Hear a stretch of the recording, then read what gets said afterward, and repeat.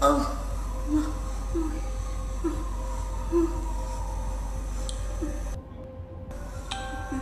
ini gimana orang mau makan? Nasinya keras. Orang yang sehat aja nggak bisa makan ini. Apalagi saya yang lagi sakit.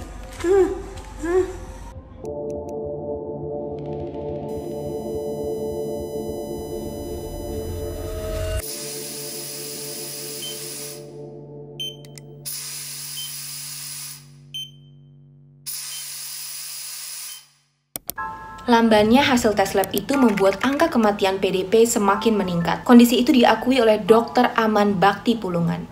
Ia bersuara untuk melindungi teman-teman sejawatnya, termasuk masyarakat. Ia merasa pemerintah tertutup memberikan data yang merupakan amunisi bagi para dokter untuk bekerja. Mereka menuntut keterbukaan pemerintah agar bisa mengatasi pandemi tanpa banyak teman sejawat maupun pasien yang harus pergi.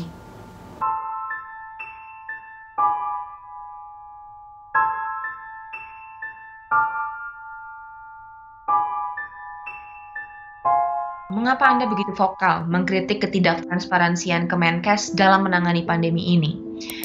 Sebetulnya apa sih yang dialami oleh para dokter di lapangan?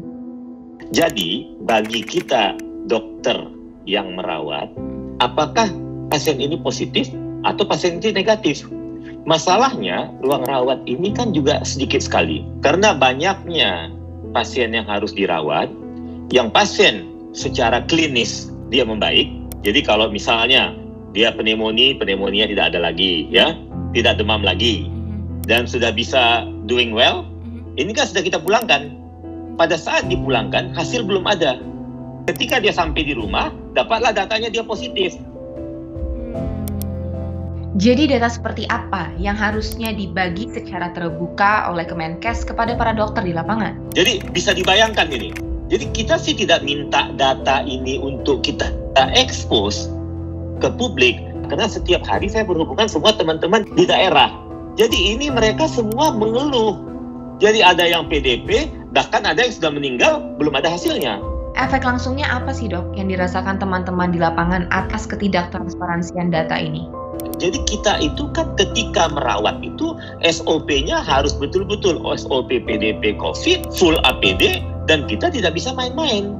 Nah, saya melihat kekurang mampuan kita memberikan data ini secepat mungkin. Kapasitas tes Litbangkes jadi sorotan. Ahmad Yuryanto mengklaim bahwa Litbangkes bisa mengetes sampel hingga ribuan. Faktanya, rata sampel yang diuji per Maret hanya 225 sampel per harinya. Itu pun sudah diakumulasi dengan uji laboratorium lain. Ini disebabkan oleh prosedur konfirmasi lab yang berbelit. Dan hal ini sempat dikritisi oleh para ahli biologi molekuler. Pada Maret lalu, banyak yang mengkritik hasil tes spesimen dianggap terlalu lama. Menurut Mas, kenapa itu bisa terjadi? Karena kalau kita mengacu ke guideline WHO, CDC Cina, CDC Amerika, tidak ada yang mengatakan setelah real time PCR harus di sequencing lagi. Ini yang menarik, panduan dari Kemenkes ada satu tambahan step. Setelah RT-PCR katakan positif, tetap harus dikirim ke Litbangkes sudah sequencing. Saya kaget terus terang saat itu. Kenapa? Karena real time PCR itu sudah sangat sensitif. Sequencing itu tidak sesensitif real time PCR. Bagaimana kita memvalidasi sesuatu dengan teknik yang less sensitif itu beyond me itu. Nggak bisa paham itu ya. Memang kita perlu sequencing, bukan untuk layanan diagnostik. Ya, kita mau tracking nih. Ada pasien COVID positif. Itu virus dia dapatnya dari mana? Apakah dari Cina lama, impor dari Cina, atau yang dari Amerika, atau yang dari Jepang, atau dari Korsel. Nah, jadi itu kan menarik untuk tracing. Tapi bukan untuk layanan diagnostik. Yang dibutuhkan para dokter sekarang segera menentukan ini pneumonia biasa atau COVID, itu yang mereka harus tahu. Mereka nggak peduli itu mau virus dari Amerika kayak, dari Wuhan kayak. Nah, kalau ini kita bisa benahi, harusnya 1x24 jam itu bisa keluar hasil. Gitu. Yang sekarang kita dapati, kenapa orangnya sudah meninggal, hasil baru keluar. Ya, ini kan lalu gunanya tes apa? Gitu. Dari Kemenkes itu yang saya baca, kalau setelah PCR itu kan sequencing, Prof. Kan yang dibutuhkan sama dokter itu hanya pasien positif atau negatif, bukan virus itu di mana kan, Prof?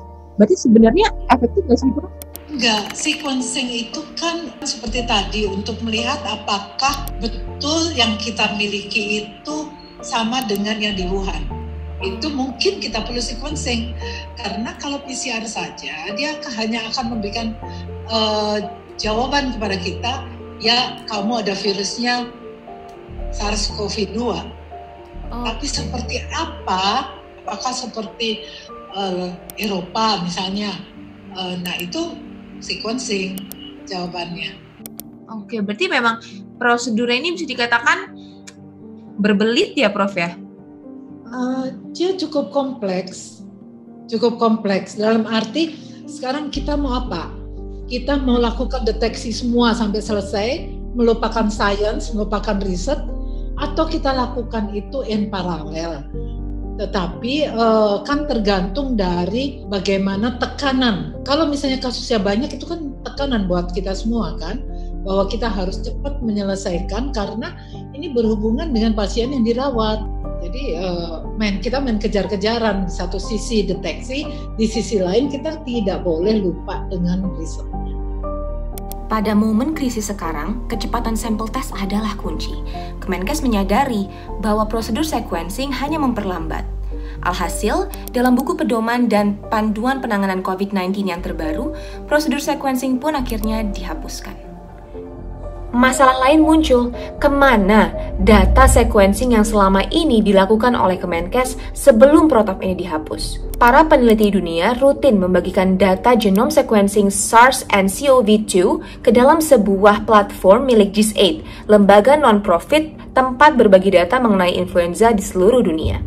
Indonesia sampai saat ini belum membagikan data tersebut. Nah, Prof, pemerintah itu kan gembor-gembor dari bulan Februari bahwa udah melakukan sequence, tapi di GISAID tadi nggak ada kan, Prof? Nggak ada update hasil sequence itu. Kalau Eijkman dikasih data itu dari pemerintah itu nggak sih, Prof? Nggak ada. Nggak ada, Prof? Nggak ada yang di-share.